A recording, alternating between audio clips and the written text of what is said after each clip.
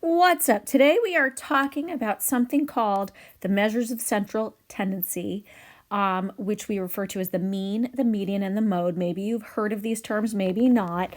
But basically, these terms are used to describe data. What's data? Data is a set of numbers, a set of values, I should say, that describe something. So let's say there are 20 kids in a social studies class, and out of those 20 kids, 15 kids get a score on a pop quiz of 80% or more. So they did quite fine.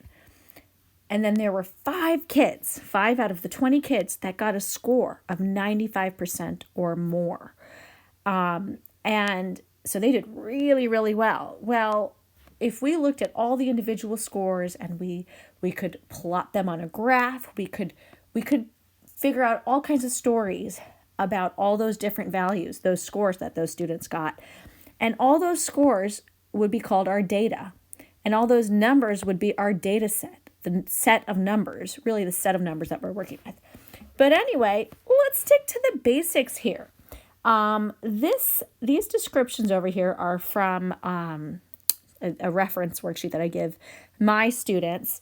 And let's just ignore all this right now. Those are just examples. And the reason I'm telling you to ignore it right now is because we're gonna do some problems which I think will better allow you to understand. But let's focus on just these quick descriptions. You will hear about something called the mean. The mean. What do we mean by the mean? We're just talking about the average. And I'll show you how to calculate the average when you have a set of numbers. And then you may have heard of this fancy word called the median. What is the median? You'll see that it's just the number in the middle. Then we have something called the mode, which is the number that occurs the most frequently in a data set, in a set of numbers, and that's the mode. And one way that I tell students to remember it is when you think of something in fashion or in mode, it's something that you see more of. So you could think of in mode as being in fashion because you see it so much. I like to think of any way possible to get kids to remember math terms. And then the range is basically the difference between the highest value and the lowest value. Let's start off with an example.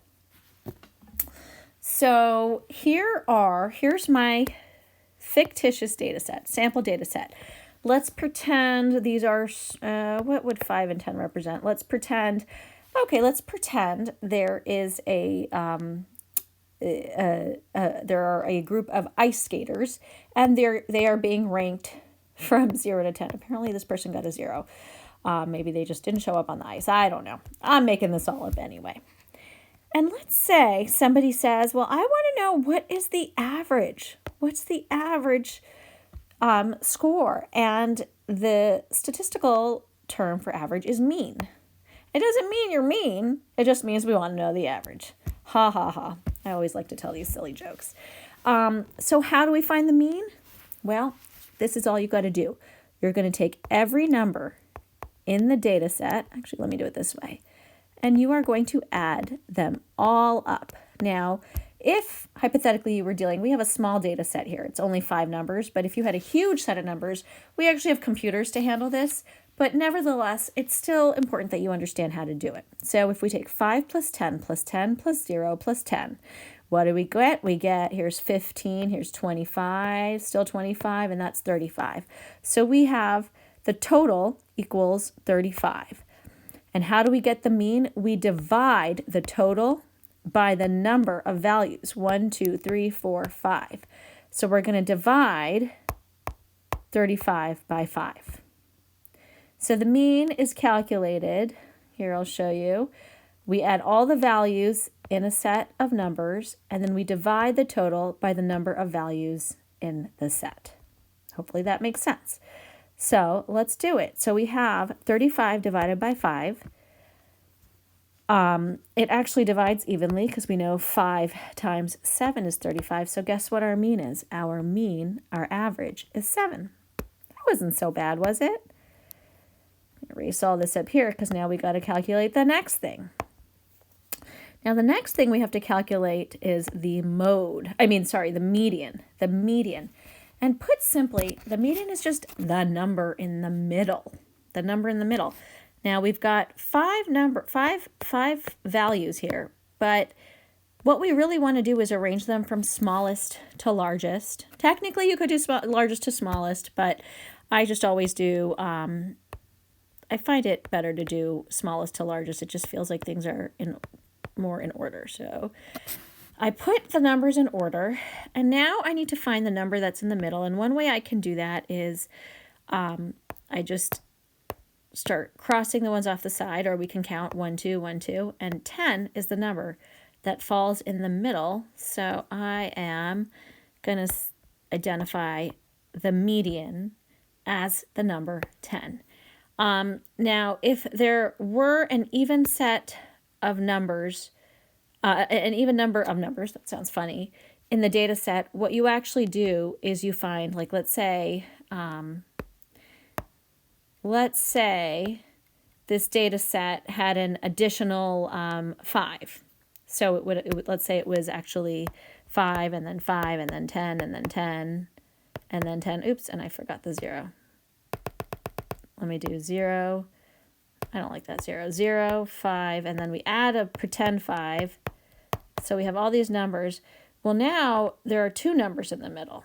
There are 2 numbers in the middle, and then what you do to get the median in a situation like this is you add these 2 numbers up and you divide them by 2. So you would take 15 divided by 2, and your median would actually be 7.5. So just a little side note there, since that might be something you're thinking.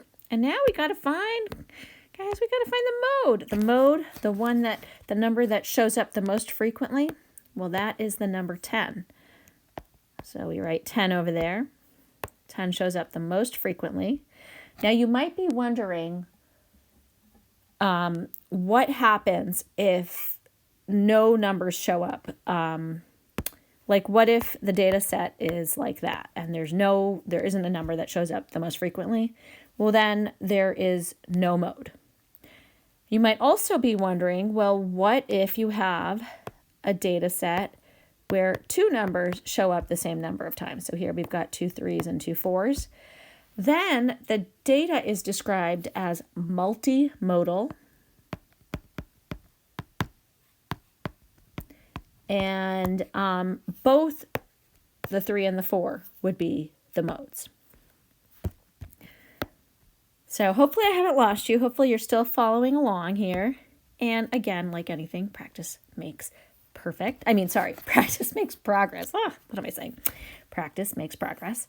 And now we've got the range. The range is going to be, you take the highest value, and I can see the highest value here is 10, and the lowest value, which is 0, and 0 is very much a number, and you subtract the smallest value from the highest value, and you get 10. So guess what? Our range is 10. And now we have found our measures of central tendency. Technically, range is not a measure of central tendency. It's just a descriptor of the data, but we often include it because it does it is helpful information a lot of times. So I threw it in here just because I think it's worth understanding. Okay, let's do another example. This is again from a worksheet I gave my students. Let's answer these questions. What is the mean? Well, what do we do to get the mean? We're going to add up 2 plus 0 plus 4 plus 2 plus 1. What do we get? Let's see. 2 plus 4 is 6. 6 plus 2 is 8. 8 plus 2 is 9. So that's my total. How many total values do I have? 1, 2, 3, 4, 5. So I have to divide 9 by 5 to get the mean. Now, one way that I tell my students to do it, so that, at least with numbers like this, is remember 9 divided by 5 is the same as 9/5. And then we can come up with a mixed number, which is easier to work with then decimals, and our mean is 1 and 4/5. And you can also put a decimal in if you prefer to calculate it that way. So, yes, so that's how you get the mean. Next, we got to find the median. Now, these numbers are not in order from smallest to largest, so I'm going to put them in order. Let's see, I've got a 0, a 1, a 2, a 2, and a 4. The median is the number in the middle. I see 2 stands out as the number in the middle, so 2 is my median. What's the mode? Well, 2 shows up the most, so 2 is my mode. And then what's my range? My range is going to be the highest value and subtract the lowest value from the highest value, and so 4 minus 0 is 4. And so I have all my answers there. Now let's do one more just for kicks. We are going to start, what color? Let's use green. Let's use green. Starting with the mean, what do? We got to add up all these numbers together. 6 plus 5 is 11. 11 plus 10 is 21. 21 plus 1 is 22. We've got 22. We have to divide it by 4. I know that does not divide evenly, so I can remember that 22 divided by 4 is the same as, let's see, 5 2/4, which is the same as 5 1/2.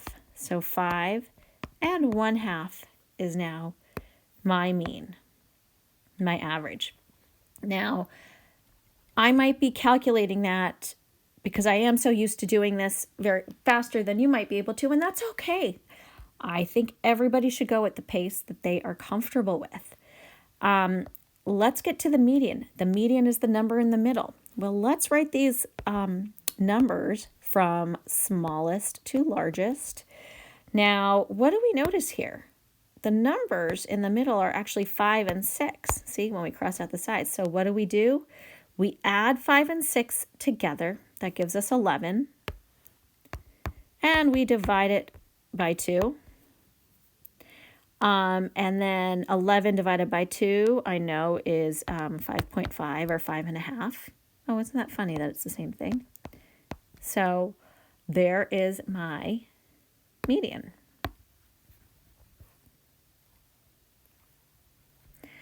And finally, we are on to the mode, the number that occurs the most frequently in the data set. Guess what? There is none. I'm just going to write none. There is no mode. And finally, the range. We're going to look at the highest number and the lowest number. We're going to subtract the lowest number from the highest number, which gives us 9. And that is it. I'll stop there. I happen to think data, statistics, all this stuff is super fun, especially as you learn more and more about it and become more comfortable with these terms and really understanding what they mean. And I know in my class we're going to be working on it quite a bit. So hope this was helpful, and until next time.